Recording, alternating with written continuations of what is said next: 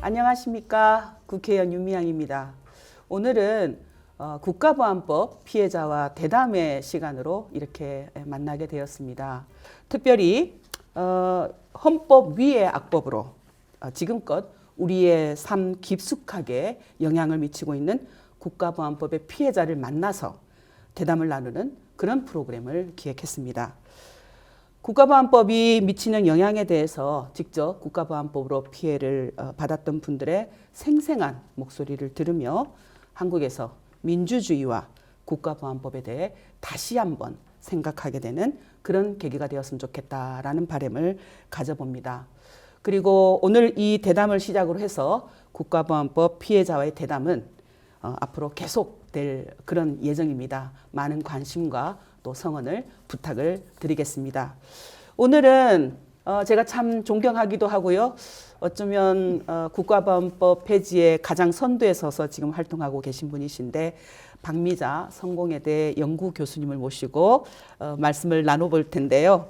선생님, 연구교수님, 저에게는 언니 같고 또 늘 함께 현장에서 투쟁하는 동지로 또 늘 선생님으로 그렇게 호칭을 해왔는데 연구교수님 조금 불편하긴 합니다. 네, 반갑습니다. 네, 선생님의 짧은 소개 부탁드리겠습니다. 네, 저는 중학교 교사로 오래 살았습니다. 30여 년 정도 중학교에서 국어 교사를 했고요. 중학생 교육 전문가이고 또 교육학 박사이기도 합니다. 아마 이 책을 보신 분들도 꽤 있을 거예요. 중학생 기적을 부르는 나이라는 중학생을 새롭게 해석한 책이었죠. 이게 23세를 찍으면서 제가 어디에 가서 국가보안법 얘기를 하면 저분이 왜? 이런 반응을 보이기도 합니다. 국가보안법 피해자와 지금 대담을 하고 있기 때문에 이제부터 사실은 국가보안법 피해자 박미자로 이야기를 좀 하게 될 텐데요. 제가 알기로 선생님은 3번 해직당하신 교사로 알고 있습니다. 맞죠? 네, 그렇습니다. 네. 그런데 두 번째, 세 번째 해직은 국가보안법 때문으로 알고 있어요? 네, 그런가요? 국가보안법 때문이죠. 사실은 국가보안법은 생각과 말을 처벌하는 법이다라고 이야기를 하고 있잖아요. 네. 지난해 우리가 국회에서 세계인권선언 기념일을 앞두고 전시회를 열었잖아요. 국가보안법과 관련한.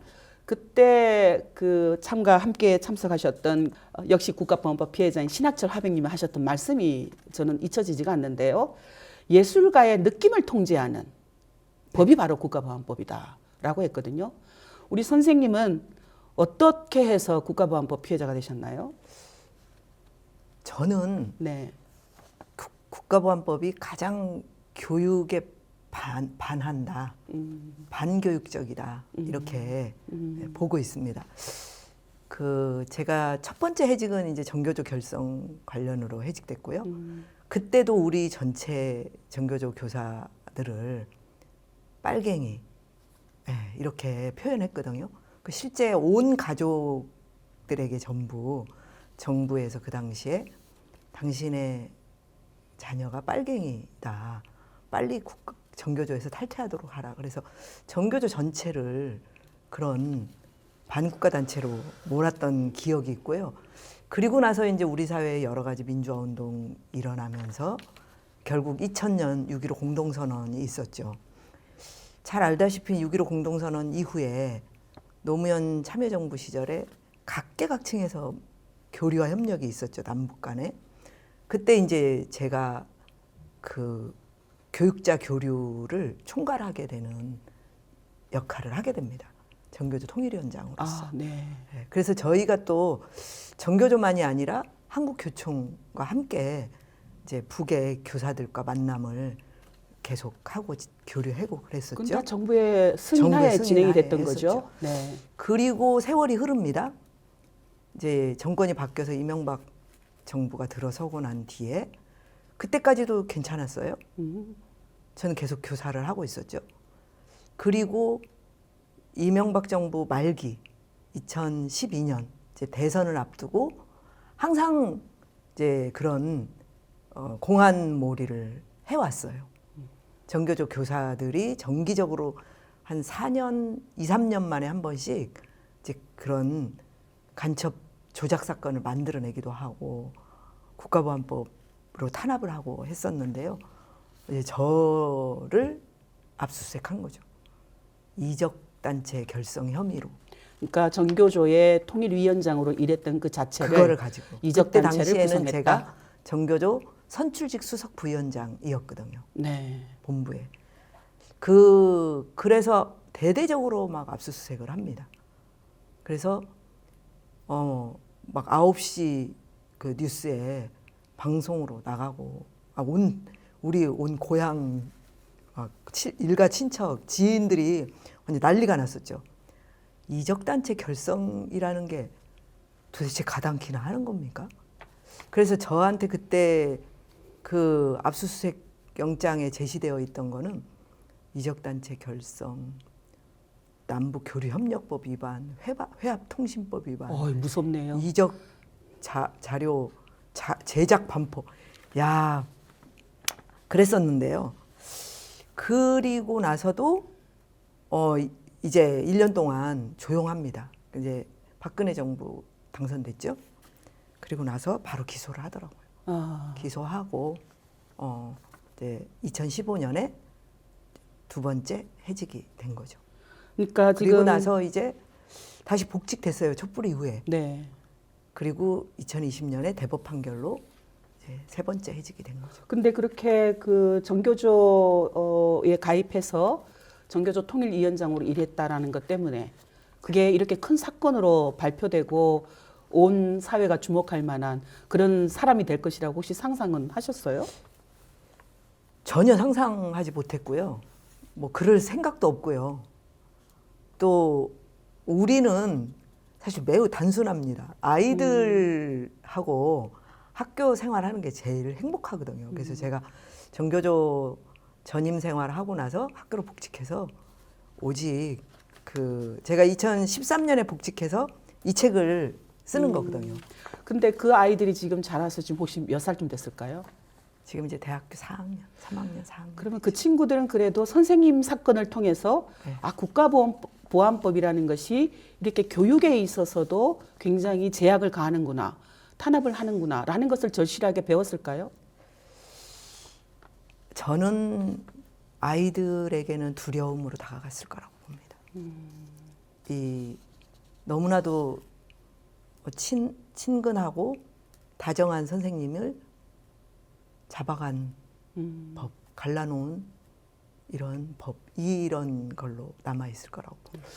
제가 이제 제 경험을 돌이켜 보면 지난해 간또 대진제 조선인 그 학살 100년을 기해서 일본의 추도 집회에 참석을 했다가 그것 때문에 갑자기 마치 반국가 단체 구성원처럼 그리고 국가에 어떤 해를 끼치는 사람처럼 정말 어떤 조상들의 선조들의 그런 아픔에 함께 한다라는 것 때문에 그런 몰이를 당할 때 제가 느꼈던 건 뭐냐면은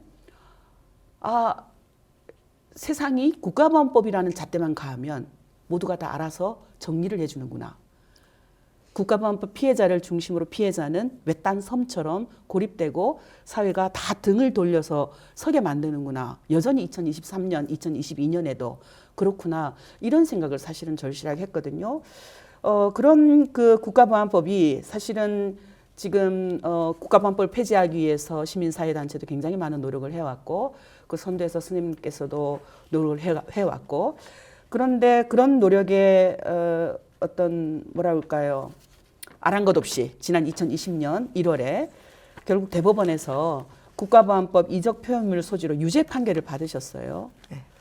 또 그때 문제가 되었던 2003년 북한 방문 당시에 구입해왔던 그 책을 문제 삼았던 것 같은데 저도 2002년부터 북을 왔다 갔다 하면서 물론 당연히 통일부의 승인을 받고 또 남북교류협력법의 어떤 절차를 다 밟아서 그러니까 정부가 허락해줘야 북을 갈 수가 있잖아요.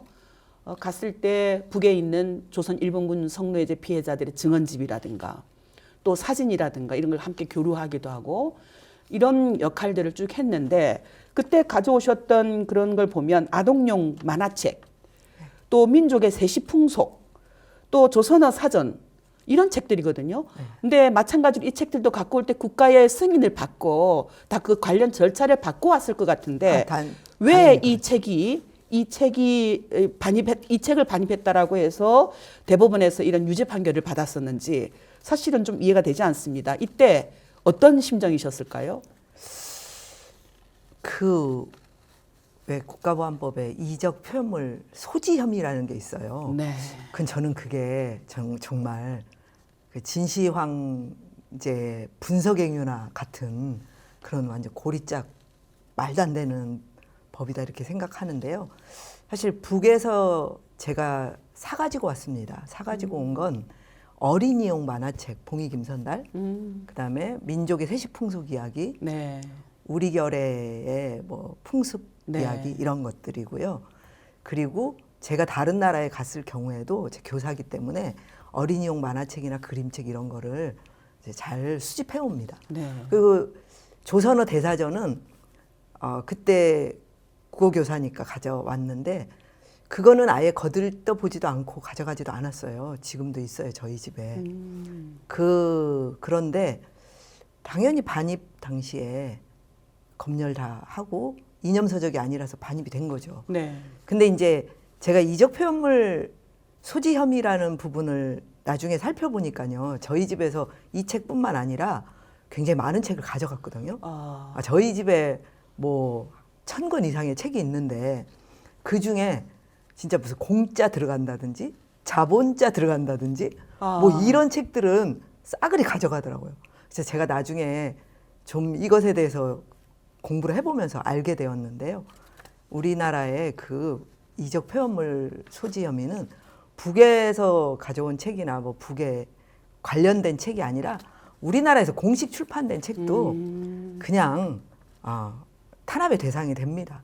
한때 그 조정래 작가의 태백산맥도 네. 이적 표현물이었잖아요. 금서였잖아요. 네, 그렇죠. 그리고 어떤 우리 대한민국의 현대사를 다룬 책들은 거의가 다 그렇게 탄압의 대상이 됩니다. 사실은 제가 미국의 그 일본군 위안부 문제 때문에 미국 캘리포니아에 있는 버클리 대학을 갔을 때 제가 굉장히 놀랐어요. 근데 거기에 아시아 자료관이 있는데 그 아시아 자료관에 갔더니 북에서 발간한 자료들, 그리고 남쪽에서 발간한 자료들, 또 일본에서 발간한 자료들, 그러니까 아시아 각지에서 발행했던 문화를 알 수 있는 책들, 또 혹은 여성 문제를 알 수 있는 책들, 또 법이나 정치나 사회 등 그런 문제들을 알 수 있는 책들이 그 도서관의 자료실에 빼곡히 있는 거예요. 이거를 알게 되면 서로를 잘 알아서 다른 점들은 더 극복할 수 있겠고, 또 혹은 잘못된 점들은 고쳐나갈 수 있겠고, 통일을 이루어가는 데 있어서도 굉장히 중요하겠구나. 서로를 아는 것이 중요하니까 그런 생각이 참 부러웠어요. 분단이 아닌 사회에서 살면서 모든 그런 자료들을 다 접할 수 있는 이 대학생들 얼마나 행복한가. 우리는 심지어는 한국에서 발행한 그런 문서들조차도 이게 국가의 어떤 국가의 지금 현 체제, 현 정부의 어떤 철학에, 인식에, 제도에, 정책에 맞지 않으면 반국가 세력이다라고 하는 그런 점들이 있어서 정말로 국가보안법이라는 건 코에 걸면 코걸이구나, 귀에 걸면 귀걸이구나 하는 그런 말들이 맞는 건 아닌가, 그런 생각이 좀 들었습니다. 그렇죠. 아까 의원님께서 생각과 말을 통제한다고 했잖아요. 그래서 저는 아까 이제 교사들이 학생들과 교육하는 데 있어서 자유롭지 못하다는 거죠. 네. 내부 검열을 엄청 합니다. 네. 이 말을 해서 괜찮을지, 이 말이 어떻게 될지. 그래서 굉장히 교육을 자유롭게 하지 못하는 걸림돌로 작용하는 게 국가보안법이라는 거죠. 그리고 그렇죠. 이 국가보안법은 제가 봤을 때는 그냥 제 법 문외한으로 봐도요, 법 체계가 맞지 않는 것 같아요. 그러니까 다른 사람에게 어떤 위해를 가했거나 피해를 받은 자가 없거든요. 그런데 그 상대방의 생각을 그냥 처벌을 하는 거예요. 그것도 자의적으로. 제가 너무 놀랬던 게 저는 그런 생각이 전혀 아닌 아이들의 교육용으로 이런 참고하기 위해서 이렇게 보고 있는 자료를 그들은 북을 이롭게 할 목적으로라는 걸로 확신을 하고 있는 거예요.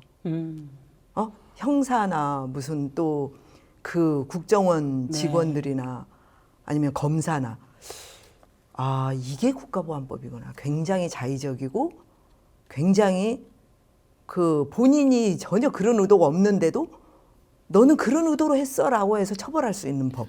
그러니까 우리의 이게- 생각과 어떤 말을 네. 국가보안법이라는 것으로 해석하고 그 잣대를 가지고 해석하고 처벌하는 사람의 의도대로 처벌할 수 있는 게 그런 거죠. 국가보안법입니다. 그래서 예전에 얼마 지나지 않았는데요. 그 후쿠시마 오염수 방류 반대하는 사람을 반국가 단체다 이런 이야기를 정부 측에서 한 적이 있잖아요. 그런 거죠. 예를 들면. 네, 그런 거죠.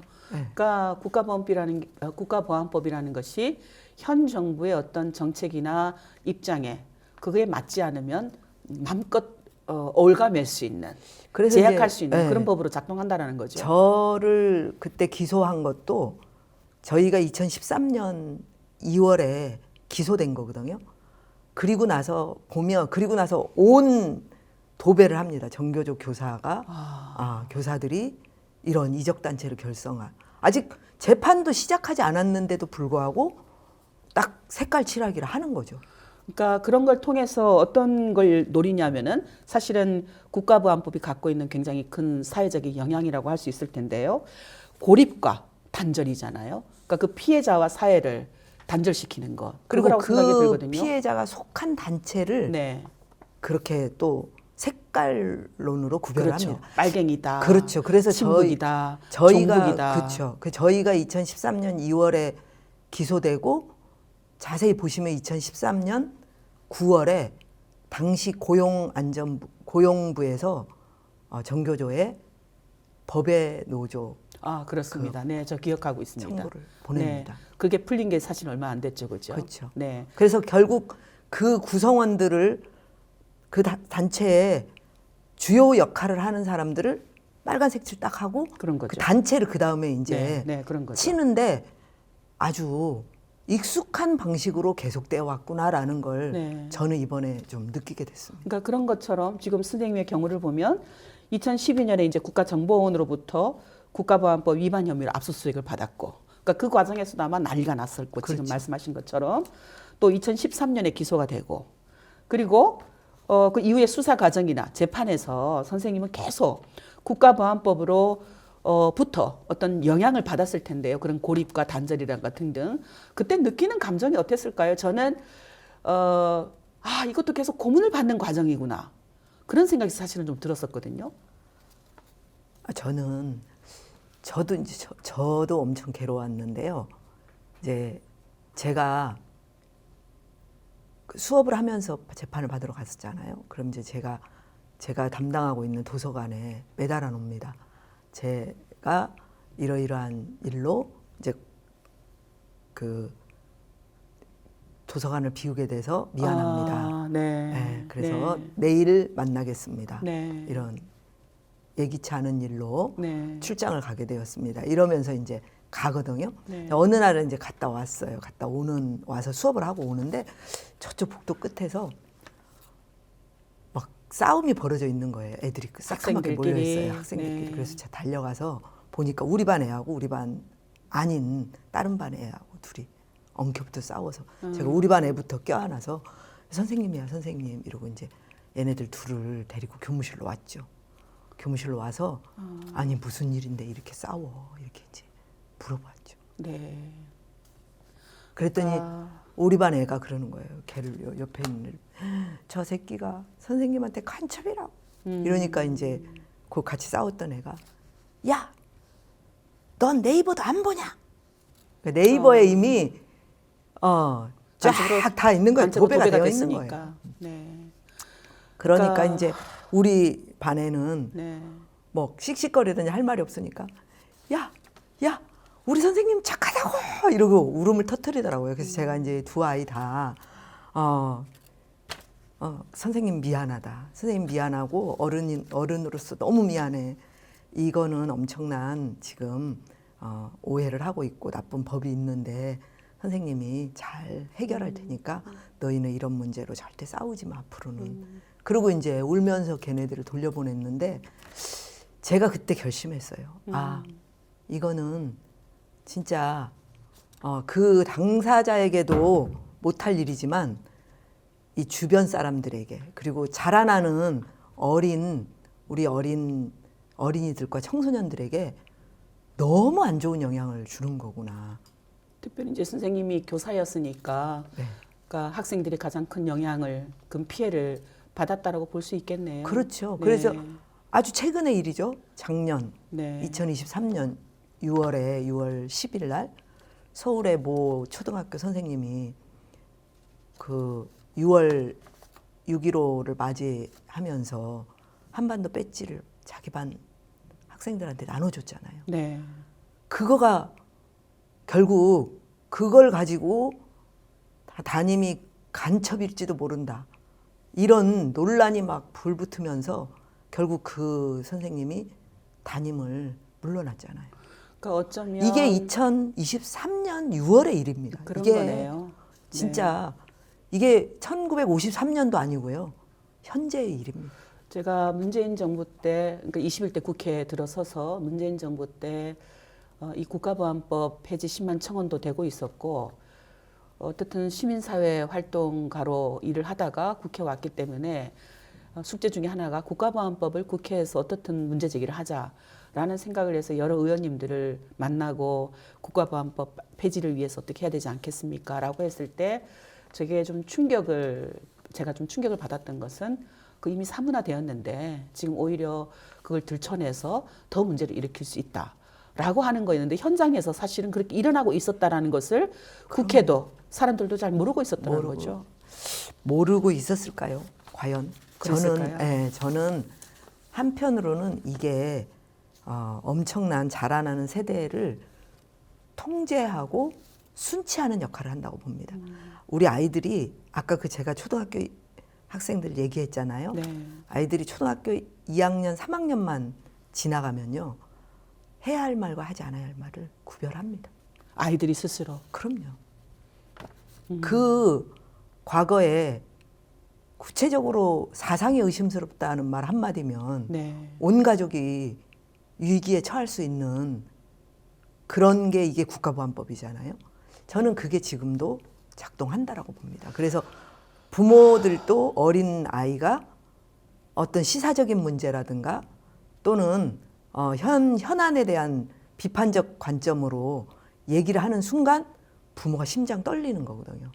저는 이게 우리의 민주주의를 가로막는 제1요소라고 봅니다. 어쩌면 우리 안에 분단을 만드는 역할을, 그러니까 남북이 분단되어 있지만 우리 안에 또 분단을 만드는 역할을 국가보안법이 하고 있는 거예요. 그렇죠. 아주 그리고 탄탄하게 지켜서서. 네. 그리고 예를 들면 뭐 북과 이런 것뿐만이 아니라 자기의 권리를 지키기 위해서 어떤 노동의 정당한 보상의 문제라든가 아니면 평등에 대한 문제라든가 이런 문제를 어린 시절부터 성인이 되어서까지 자유롭게 논할 수가 없습니다.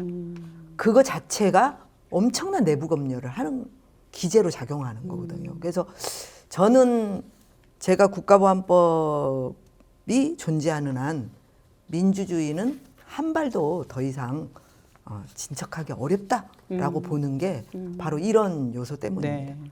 제가 학교 현장에서 일어날 수 있는 이야기를 아까 그 어린 학생들 얘기했잖아요. 저는 그때 사람들은 여러 가지 관점을 보겠죠. 어떻게 교사한테 그럴 수 있냐 이렇게 볼 수 있겠지만 한편으로는 그 반 아이들을 한번 생각해 보면 그 아이들은 평생토록 엄청난 경험을 한 겁니다. 그런 거네요. 네. 네. 사실은 참 슬프네요. 네. 너무 슬프네요. 그 배지를 받아가지고 사실은 철없이 네. 즐겁게 집에 갔을 거 집에 아니에요? 가서 자랑하고 했을 텐데 그것 때문에 자기 담임이 다니면서 잘렸어요. 그거를 지켜본 어린 아이들의 심리. 그리고 이제 이거는 실제 있었던 이야기인데요. A라는 초등학교 2학년 아이가 형한테 초등학교 4학년 형한테 그때는 아마 예전일 거예요. 김영삼 대통령 당시였으니까. 네. 아, 우리 선생님이 김일성 이렇게 하는데 나이를 물어보니까 우리 할아버지보다 더 나이가 많더라고, 형. 근데 좀 그렇더라. 김일성 할아버지라고 하면 어떨까? 그러니까 이거는 얘는 그게 자연적인 거죠. 자연적인 사실은. 거고 네. 어떻게 보면 어른에 대한 예우 차원에서 네. 얘기를 한 건데 어린이다운 생각이네요. 4학년짜리 형이 어떻게 했을까요? 입을 틀어막고 배를 3대 때렸다는 거예요. 너 어디 가서 그런 말하면 죽는다. 어디 가서 그런 말 했어 안 했어? 4학년 형은 알고 있었던 거네요. 벌써 한 우리 사회가. 3학년 4학년 네. 되면 이제 네 자기가 사상이 어떻다 해야 할 이런 말과 이야기하면, 하지 않아야 할 말을 이제 자기 검열하기 시작하는 거죠. 그러니까 결국은 벌써 부모도 아이한테 단속을 하잖아요. 네. 너 네가 딴 데 가서도 그런 말 하니? 막 이러면서 단속하는 거죠. 결국은 학교 교육도 굉장히 중요하지만 또 그런 가족이 가질 수 있는 그런 어떤 사회 교육 이것도 굉장히 중요하다라는 것을 굉장히 중요하죠. 가족의 이야기들을 보면 충분히 알 수 있네요. 네. 근데 사실은 제가 지금 다음 질문으로 그럼 국가보안법으로 가장 힘들었을 때가 어떠냐라고 묻고 싶었던 건데 사실은 이미 충분히 참 많이 나오긴 했어요. 학교 현장에서 가족 사이에서 동네에서 사회에서 그렇죠. 그럼에도 불구하고 혹시 그보다 더 어려웠던 점은 어떤 게 있었을까요? 더 어려웠던 점은요. 그냥 원래 뭔가 혐의가 생기면 네. 재판을 해보고 이게 어떤 과정인지가 나와야 되는 거잖아요. 근데 저는 되게 놀라웠던 게 국가보안법은 전혀 그런 게 없어요. 그냥 바로 그냥 간첩이에요. 네. 바로 공격을 하고요. 그리고 모든 그 관계가 다 차단이 돼요. 예를 들면 교무실에서도 국가보안법으로 이제 재판을 받고 있다. 그러면 동료들이 어떨까요? 눈을 맞출까요? 피하겠네요. 그리고 또 국가보안법에 뭐 그런 것도 있잖아요. 불고지죄 뭐 이런 네, 것도 있잖아요. 네, 네. 그다음에 여전히 존재하죠. 동의하는 거 돕고 이런 부분까지도 있으니까 모든 관계로부터 다 차단이 됩니다. 그러니까 얼마나 허망합니까? 사실은 그 책 이적 표현물도 아닌 이적 표현물을 책을 소지했다라는 것 때문에 국가보안법 간첩이 되어서 그렇게 세상에 다 많잖아요. 빨간 뿔이 달린 사람처럼 그렇게 됐는데 지금 이렇게 뒤집어 놓고 보면 그게 별거 아니거든요. 그리고 아마 저는 그렇게 생각해요. 네. 만약에 국가보안법이라는 건 네. 이게 그 칼자루를 제 상대편이 가지고 있잖아요. 의도가 있잖아요. 이 사람을 좀 손봐야겠다 그러면 결국은 책 북에서 사온 가져온 책이 책. 만화책이 문제가 아니라는 거예요. 어떤 걸로도 그러니까. 걸고 반드시 그게 제가 놀랐던 게 저에게 통보하지도 않고도 이미 10여 년간 저의 이메일을 다 추적해서 쌓아놨더라고요. 제 키보다 더 높게. 그래서 저는 이것은 하나의 그냥 도구일 뿐이구나. 도구였고 결국 이 정교조 수석까지 했던 남북 교육자 교류 사업에 열심히 했던 이 선생을 침으로써 정교조를 빨갛게 색칠하고 혐오의 대상화하고 이제 그다음 법의 노조화 가는 근데 저는 좀 과정인 궁금한 거죠. 게 사실은 이제 그 정교조 통일위원장 하면서 했던 그런 활동으로 인해서 선생님이 그런 간첩이 됐고 국가보안법 위반자가 됐고 그거로 인해서 또 정교조라는 조직 자체도 또 함께 그런 반국가 단체로 몰리고 또 낙인 찍히고 사회로부터 고립되고 하는 과정들을 거쳤잖아요. 그때 그 과정에서 정교조를 사랑했던 사람이라면 그런 고민을 심각하게 했을 것 같아요. 나 때문에 혹시 내 조직이 뭐 이런 생각들 그게 저는 굉장히 괴롭지 않았을까 하는 생각이 또 한편으로 들더라고요. 사실은 저는 국가보안법이 피해자들을 이렇게 다룬다 그럴까요? 위축시키는 가장 중요한 부분이 그들의 가족과 그들의 속해 있는 공동체를 이제 그렇게 배제시키고 혐오의 대상으로 만들기 위한 목적이기도 하고, 그렇기 때문에 이제 피해자들이, 사실 저도 그런 과정이었거든요. 이 아까 무시무시한 그 4가지 법이 위법하다고 했는데 그게 다 무죄가 나왔어요. 네. 그러면 달라져야 되잖아요. 사실 달라져야 되잖아요. 그렇죠. 다 무죄가 나왔고 말이 안 되는 걸로 나왔는데 결국 그 시간은 너무나 오래됐고 네. 그런 거죠. 고생 많으셨습니다. 그리고 이제 저희는 재판을 받으면서도 네. 사실 되게 조심스러운 거예요. 만에 하나 나 때문에 우리 조직이 그렇죠. 그렇게 또 이적단체로 규정되고 이럴까 봐서 굉장히 고민하고 조심하고, 그리고 억울하게도 투쟁도 제대로 못하고 이런 거죠. 그러니까 활동가라면, 교사이면서도 활동가라면 그 지점이 참 힘겨웠을 것 같아요. 제가 그리고 짐작하건데. 그쵸. 그게 제일 네. 힘들었고요. 네. 그리고 이제 제일 제가 더 견디기 힘들었던 건 재판을 받으러 가면요, 말이 안 되는 거예요. 앞뒤가 논리적이지가 않아요. 그래서 제가 오죽하면, 근데 이제 말을 전혀 앞뒤가 맞지 않고요. 제가 이게 민주주의라는 게 자기의 생각과 말의 목적을 누가 가장 잘 알아요? 네. 자기 자신이 잘 알잖아요. 그렇죠. 그런데 아니 저는 그런 목적이 아니라 이런 생각이었습니다. 그러면 자기들이 다 짜놓은 거예요. 아니야, 당신은 그런 생각을 한 게 아니라 이런 거야. 이런 이미 틀은 갖고 있는 거죠. 네. 네. 거기다 짜 맞추기를 하는 거죠. 그렇죠. 그리고도 놀라웠던 게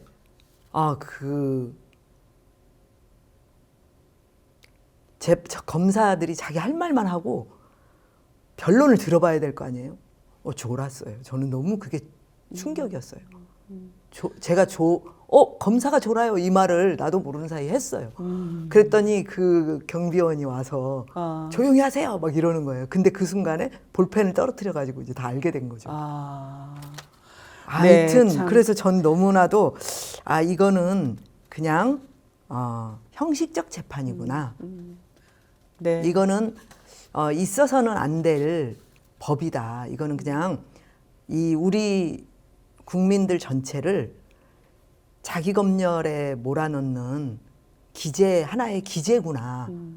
이거는 법이라고 부를 가치조차도 없는 건데 네. 이렇게까지 우리가 허용을 하고 있구나. 어쨌든 민주주의 발전을 위해서도 이 국가보안법은 폐지돼야 된다라는 그럼요. 경험을, 그 과정을 통해서 그쵸, 철저하게 그쵸. 하신 거네요. 네. 네. 이제는 그 21대 국회를 향해서 국가보안법 폐지를 요구하는 그런 활동에 대해서 조금 질문을 좀 드리고 싶은데요. 선생님은 2021년에 국가보안법 폐지 전국행진단 공동단장을 맡으셨고 11일간 제주에서 서울까지 전국 곳곳에서 굉장히 많은 사람들을 만나셨을 것 같아요. 이 국가보안법이 폐지되어야 할 이유는 무엇인지, 또 직접 피해자로 또 선생님으로 국가보안법 폐지된 이유가 특히 궁금하기도 한데, 그 과정에서 제주에서부터 서울까지 오면서 만났던 수많은 사람들, 그리고 또 지역마다 굉장히 다른 점들도 있었을 것 같은데 혹시 그 과정에서 느꼈던 그런 점은 좀 있을까요?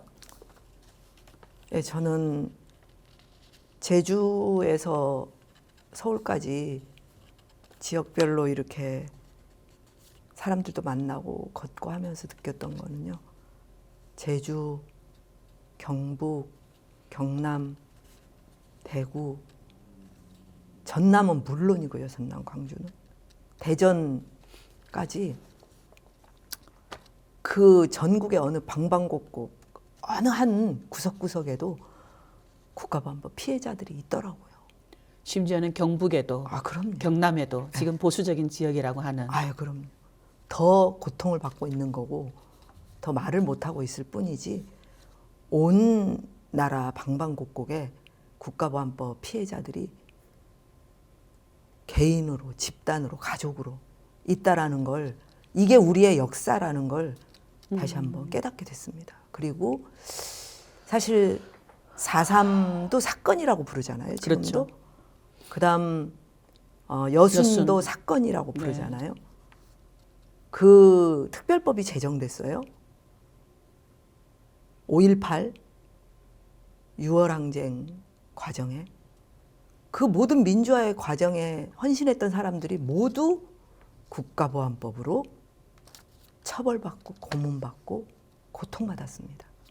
그 가족들은 그것을 다 지켜봤고 그 지인들은 아직도 국가보안법이 있다는 것에 대해서 저는 그런 점을 바탕으로 봤을 때 역사 교육이 제대로 되겠느냐, 네. 우리가. 그리고 역사 교육이 제대로 되지 않는 속에서 어떻게 민주 시민이 형성될 수 있겠는가라는 생각이 듭니다. 그래서 사실 요즘에는 굉장히 많은 사람들이 좀 힘이 없어 보이지 않아요? 네. 네, 그 많은 네. 여러 가지 항쟁의 과정을 겪은 우리 엄청난 국민들인데 왜 그런가? 저는 국가보안법 효과라고 봅니다. 자기 생각과 네. 자기 말을 자기 신념을 담아서 하지 못하는 이 전체적인 분위기가 70년 동안 계속되어 온 거거든요. 그러니까 어쩌면 국가보안법을 폐지할 수 있는 시간들, 기회들이 있었다. 제가 기억나는 거는 노무현 정부 때 이 국회 앞에 굉장히 많은 그 농성장들이 만들어졌고 그 중에 하나가 국가보안법 폐지도 있었고 또 과거사 청산법도 있었던 것 같아요. 그런 천막들이. 그리고 아직도 생생한데 국가보안법 폐지를 요구하는 그런 집회가 이 의사당 대로를 가득 그 시민들이 메워서 정부에게 국회에게 국가보안법 폐지돼야 된다라는 목소리를 냈던 때가 있었던 것 같습니다. 근데 지금은 어떠세요? 지금 현장에 뛰어다녀 보니까 특히 제주에서 서울까지 이렇게 다녀보니까 국가보안법 폐지를 요구하는 그런 열망들이라 그럴까요? 전국적인 열정? 이런 건 어땠습니까? 피해자들의 말은 사실은 이거가 폐지되어야 치유다라고 얘기합니다. 폐지되어야 치유다. 네. 굉장히 이게, 중요한 네. 말씀이네요. 사실 저는 5.18 광주항쟁, 6월항쟁, 4.3 제주에 뭐 4.3 때마다 다 몰려가잖아요. 네. 치유하지 않고 몰려가서 뭘 하자는 거예요. 저는 한편으로는 이러한 부분들에 대한 성찰이 부족하지 않나. 우리의 지식인들과 또 더 나아가서는 국회의원들께서도 좀 더 이 네. 부분에 대한 개념이 없으신 거죠. 아니면 개념이 있어도 회피하거나. 지금 이제 국회에는 국회의원 국가보안법 폐지 국회 모임이라는 게 그러니까 비공식적으로 존재해서 활동을 하고 있는데 거기 한 25명 정도 함께하고 계시거든요. 근데 제가 좀 느끼는데 역시 말씀하신 것처럼 국가보안법 문제를 국회에서 제기를 했을 경우에 올 수 있는 그런 반응들, 부정적인 반응들, 색깔로 또 입히려고 하는 그런 반응들, 그게 또 표와 연결이 되지 못하기 때문에 혹시 주저하고 있는 건 아닌가 하는 조금 그런 걱정은 있습니다. 그런데 저는 그것을 역시 해결할 수 있는 방법도 국회의원이 나서게 하는 방법도 얼마나 많은 국민들이 이 법으로 인해서 피해를 입었는가. 그리고 그 피해를 해결하기 위해서 국가보안법 폐지가 치유다. 우리가 이 피해를 해결할 수 있는 건 치유다라고 하는 그런 목소리가 좀 적극적으로 나올 때 국회를 움직일 수 있다. 또 정부도 움직일 수 있다라고 생각을 하는데 그 윤석열 정부 하에서 이게 가능하다고 보시나요? 윤석열 정부 하에서 실제로 지금 곳곳에 공안 잣대를 들이대고 있지 않습니까? 네.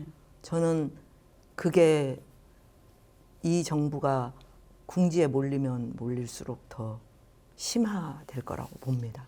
그리고 그 의미는 국가보안법 피해자가 더 많이 생기면 어쨌든 이 정부가 더 궁지에 몰리는 것일 수도 있다.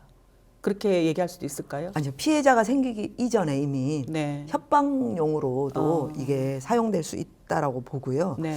저는 이 법의 타당성의 문제를 먼저 검토해봐야 된다고 봐요. 의원들과 함께. 네. 왜냐하면 국가보안법은 행위를 처벌하는 게 아니라 목적을 처벌하는 거거든요. 그렇죠. 그런 법은 세계에도 없습니다. 어디에도. 이러한 목적으로 네. 이렇게 생각했고 이렇게 말했고 예, 예. 이렇게 단체를 만들었고 그렇죠. 이런 표현물을 가졌고 그래서 아무도 안전하지 않는 사회인 거예요. 이렇게. 그렇죠. 사실은 그 목적은 내가 아는 건데 그렇죠. 그 목적을 국가보안법이 네. 권력자가 그걸 재단하는 거죠. 네네. 그래서 저는 이게 두려움이 상당히 인간의 지성을 마비시키는구나라는 생각을 하게 된 게 국가보안법에 대해서 이제 깊이 들여다보면서의 문제 의식이었어요. 그런데 선생님, 그러니까 헌재 앞에서 1인 시위도 쭉 하고 하셨잖아요. 그러니까 헌법재판소가 이 국가보안법에 대해서 위헌 심판을 판결을 해달라라는 그런 요구를 담아서 근데 불행하게도 2023년 헌법재판소가 합헌 결정을 내렸어요. 그죠? 그러니까 이런 결정을 내려서 오히려 그 이후에 이제 남은 것은 국회가 해야 되는 일이다. 국회가 발빠르게 이 합헌의 문제를 넘어설 수 있도록 국가보안법의 이 위법성을 다시 한번 제기하고 그리고 폐지 혹은 개정할 수 있도록 해야 된다라고 이야기를 하고 있고 그 목소리가 시민사회에서도 계속 나오고 있는 상황인데요. 제가 앞에서도 말씀드렸지만 국회는 지금 현재 국가보안법을 폐지해야 된다라는 법률안하고 또 국가보안법 7조를 폐지하는 일부 개정 법률안이 지금 발의되어 있는 상태예요. 근데 제대로 논의를 하지 않고 있습니다. 어떻게 보시나요? 이런 국회의 행보에 대해서. 왜 그런다고 생각하시나요? 그리고 어떻게 해야 될까요? 사실은 제가 답을 내야 됩니다만은 어째 해야 활동가로서부터 그 답을 좀 듣고 싶기도 합니다. 우리 학생들에게 투표 연령을 낮추었잖아요. 네. 그거는 좀 더 진보적인 사회를 만들기 위한 굉장히 중요한 조처였다라고 생각합니다. 그런데 아무리 투표 연령을 낮추어도요,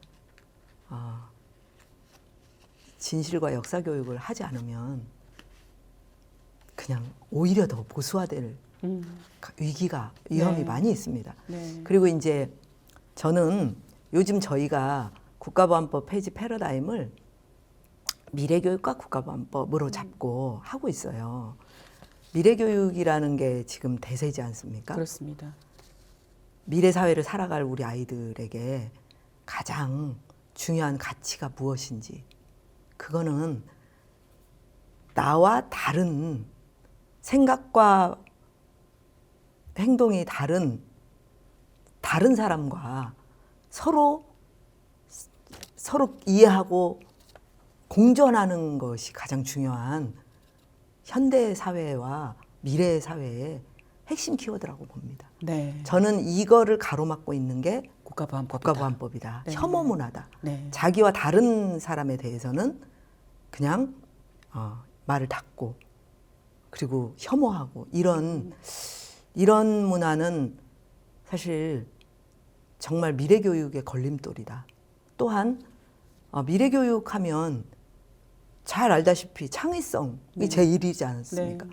창의성의 가장 중요한 부분은 오래된 과거에 대해서 좋은 건 받아들이고 나쁜 건 비판해서 고치는 겁니다. 네. 그게 없이는 미래교육이라는 말을 떠올릴 수가 없습니다. 네. 그래서 이제 저희는 국가보안법은 민주주의와 공존할 수 없다. 그리고 우리 아이들의 미래를 가로막는 법이다.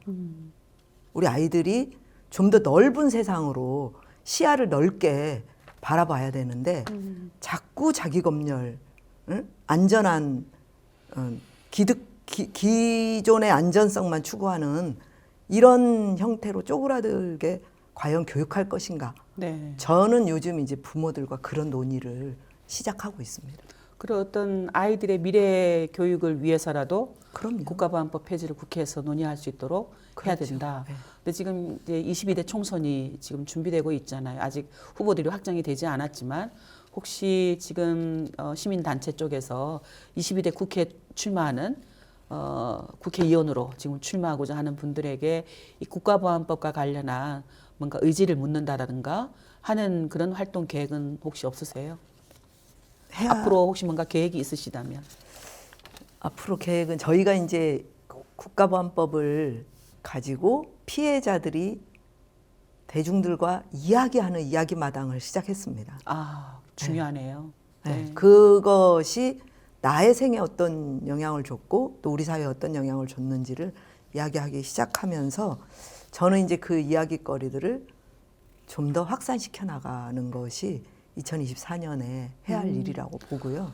숨어 있는 그리고 전국의 피해자들, 혹시 침묵하고 있었던 고립되어 있던 피해자들을 나오게 하는 것, 그쵸. 그것도 어떤 굉장히 중요한 과정이겠네요. 네네. 그래서 그 동안에는 저는 이분들을 구호로 불러내지 못했다라고 보고 맞습니다. 네. 네. 이분들과 함께 귀를 기울이고 함께 치유하는 과정으로서의 활동을 전개해야 된다라고 보는. 아, 그러니까 보고 국가보안법 해결에도 피해자 중심주의가 굉장히 중요하게 결합돼야 된다 하는 네. 것을 현장에서 그렇죠. 그렇게 또 네. 느끼시는 거네요. 네.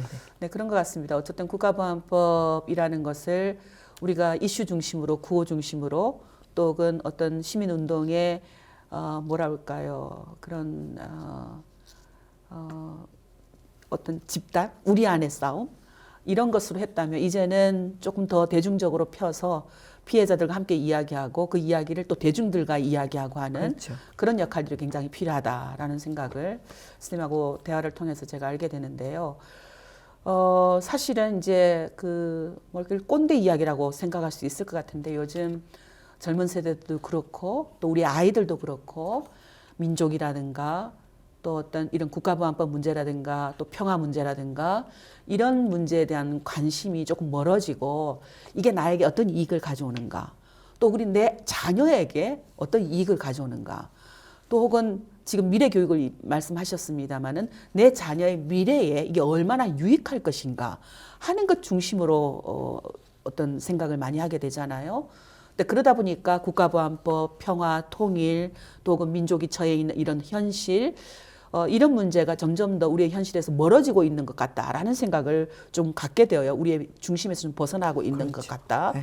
근데 저는 어떤 생각을 갖게 되냐면 결국은 하나인데 이것이 해결되어야 선우가 있는 것이 아니라 국가보안법이라든가 또 우리의 어떤 발전을 미래 교육의 발전을 막고 있는 그런 분단이라든가 이런 것을 해결하는 것이 곧 우리 아이의 미래의 그런 창의성, 발전 또 그런 무궁한 그런 자원에 접근할 수 있게 만드는 것 그런 걸 열어두는 길이라 생각이 드는데 꼭 이익이라는 거죠. 근데 이제 이게 좀 멀어져 있다, 분리되어 사고한다라는 생각이 좀 들 때가 있어요. 이런 상황에서 국가보안법 문제를 어떻게 우리의 아이들과 혹은 우리의 사회와 우리의 대중들과 이야기하고 이 폐지에 대한 동의를 얻어낼 수 있을까? 늘 국회에서 이야기할 때는 사회적 합의가 중요하다 이런 얘기를 하거든요.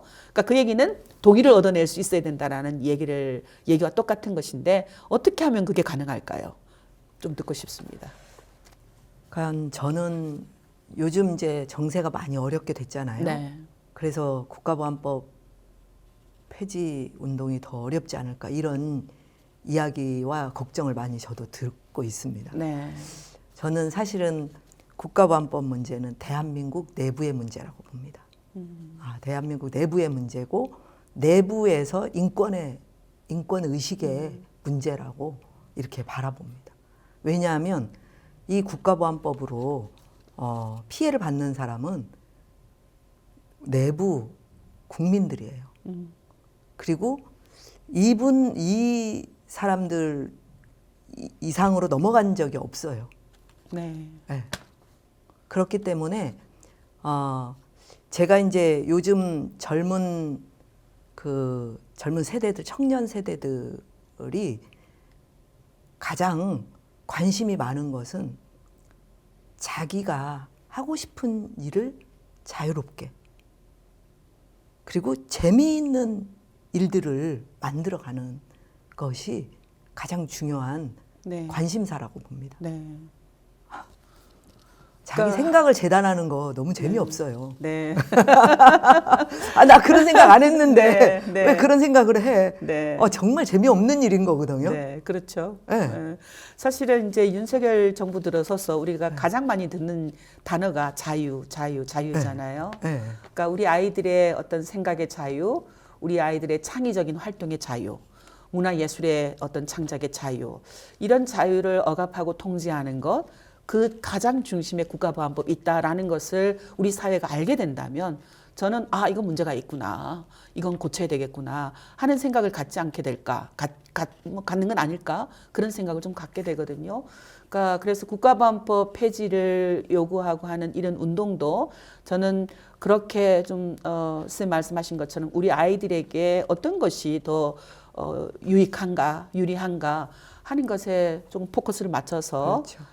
만들어 간다면 충분히 공감력을 만들어서 사회적 합의를 이끌어낼 수도 있다. 그렇죠. 하는 생각도 한편으로 드네요. 국가보안법을 폐지하는 것이 과거의 청산이고 치유이기도 하지만 우리 청년과 청소년의 미래를 열어가는 일이기도 하거든요. 그래서 굉장히 중요한 그 말씀이시네요. 부분을 어떻게 함께 공감대를 만들어 갈 것인가. 저는 그 고민을 하면서 지난번에 이제 국회 전시회 네, 많이 고생해 주셔서 너무 감사합니다. 다시 한번. 영광이었습니다. 함께 할 수 있어서. 국회 전시회 그리고 이제 시민사회 전시회 그리고 더 나가서는 이제 예술가들과 함께 이 문제를 이야기마당으로 왔잖아요.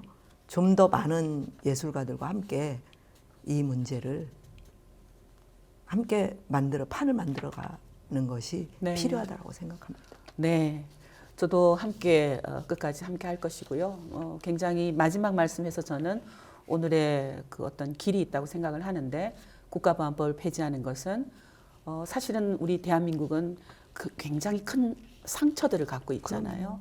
일제 식민지의 상처, 그리고 해방 이후의 분단의 상처, 그 분단으로 인해서 만들어졌던 4.3, 또 5.18, 여순, 그리고 그 이후에 촛불 항쟁, 그리고 지금 윤석열 정부에서 일어나고 있는 여러 가지 또 노동자들의 탄압, 농민들의 절규 등등 굉장히 아픔들이 우리 사회 절비에 있습니다. 근데 과거사와 현재의 치유뿐만 아니라 그리고 우리 미래 아이들에게 미래를 열어주는 일이다, 희망을 만들어주는 일이다, 그 사이에 국가보안법이 있다, 폐지가 있다 하는 것을 오늘 다시 한번 깨닫게 되는 것 같습니다. 무엇보다도 교육의 현장에서 선생님께서 적극적으로 뛰어왔기 때문에 앞으로 우리의 아이들이 어떤 교육 현장에서는 국가보안법으로 인해서 제약을 당하거나 또 선생님과 아이의 관계에 국가보안법이라는 게 고립과 단절로 작동되지 않도록 하는 일들, 그 일들을 만들어야 되겠다라는 생각도 오늘의 대화를 통해서 하게 되고요. 마지막으로 우리 선생님 국회를 향해서, 어쨌든 여기는 국회이기 때문에 국회를 향해서 꼭 해주신 말씀 해주시고 오늘의 대담을 마치도록 하겠습니다. 저는 저희가 제기한 이 국가보안법의 문제점, 예를 들면 행위가 아니라 목적을 처벌하고 있는 법이다. 차마 법이라고도 말할 수조차도 없는 정말 허접한 법이라는 걸 국회의원님들께서 모르지 않을 거라고 생각합니다. 모르지 않을 거라고 생각하고요. 지금까지 어떻게 해서 여기까지 왔는지 이걸 생각하면 다음을 걸어가는 데 있어서 무엇을 해야 할지가 나올 거라고 봅니다. 네, 고맙습니다. 지난해 유엔 인권 이사회에 제출되었던 과거사 특보 진실, 정의, 배상, 재발 방지 특별 보고관이 대한민국의 인권 상황에 대해서 보고서를 제출하면서 이런 내용을 지적을 했습니다. 대한민국 정부는 더 이상 국가보안법 피해자가 만들어지지 않도록 국가보안법 폐지 혹은 특정 조항에 대한 개정을 해야 된다라고 권고를 했습니다.